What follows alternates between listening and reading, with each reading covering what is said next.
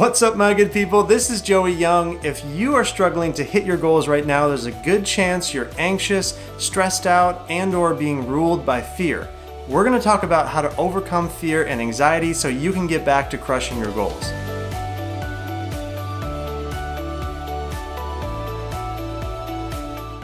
Hey leaders, you're the lid on your team and your organization. You need a proven plan to increase the capacity for performance for yourself and your team, and that's the weekly Super Cycle Method training. There's a link in the description to download the cheat sheet right now. It's a tool to help you plan your week for maximum effectiveness so you can crush your to-do list and not feel so overwhelmed anymore. Download the weekly Super Cycle Method in the link in the description right now.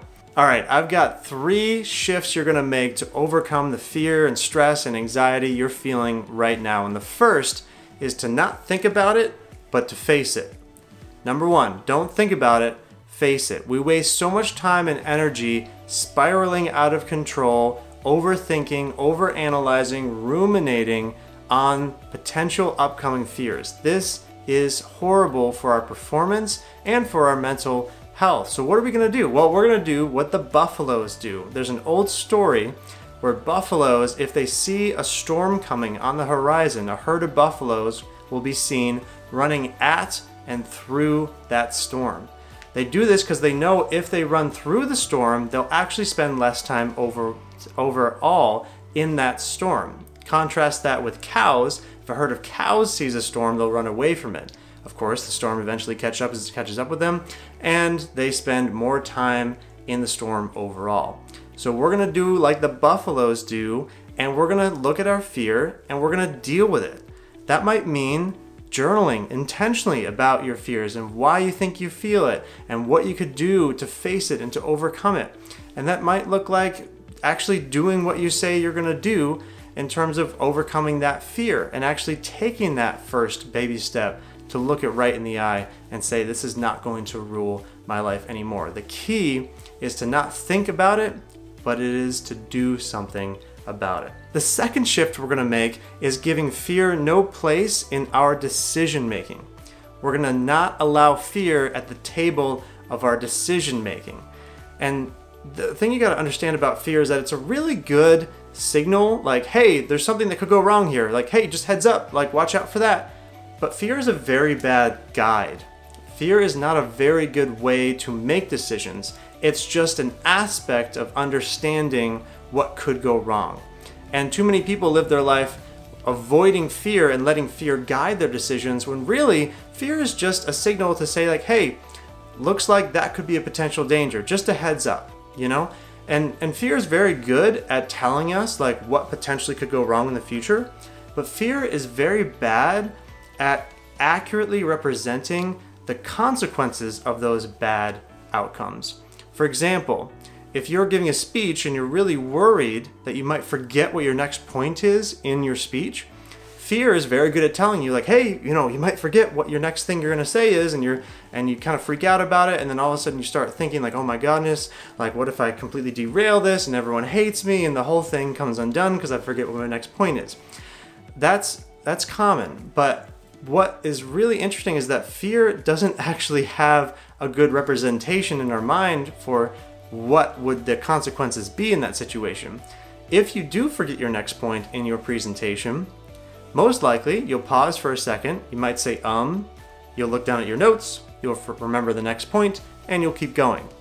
So again, fear is good at telling you what might go wrong, very bad at accurately representing the consequences if that event does take place. So you can take comfort in that.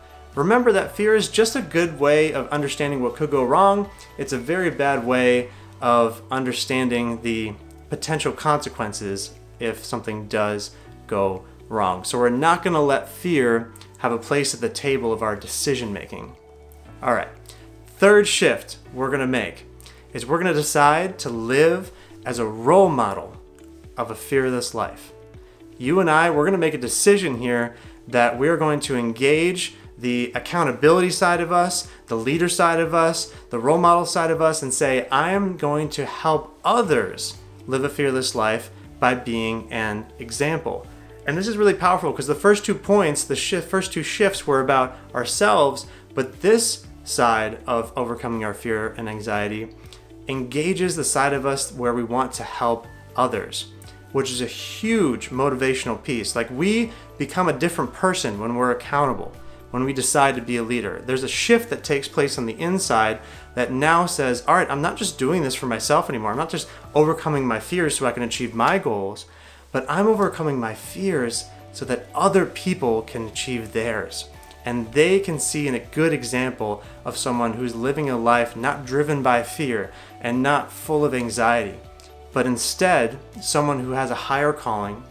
They want to mimic someone who's overcoming their fears and who's bringing a decision-making level and a thinking level and an ideas level and an energy to the room that is, hey, we're not defined by our fears of this organization. In this team, we're not making decisions based on potential anxiety points.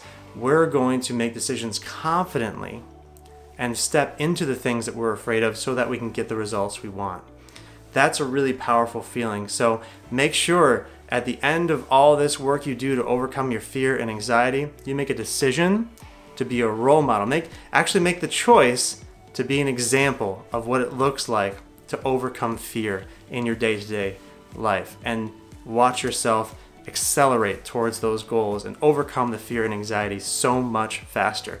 I hope this has been helpful for you. Remember, my friends, as always, you're doing better than you think and you're worth more than you know. I'll see you next time.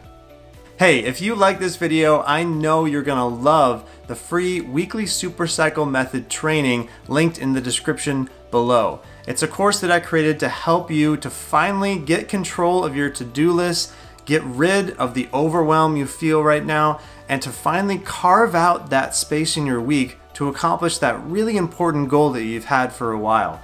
Whether it's to upgrade your career, start or grow your business, or maybe just develop that skill you've wanted to develop. The weekly Supercycle Method is a weekly planning course to help you to get all of that done while not increasing the overall hours you worked. It's a really awesome system. I know you'll love it.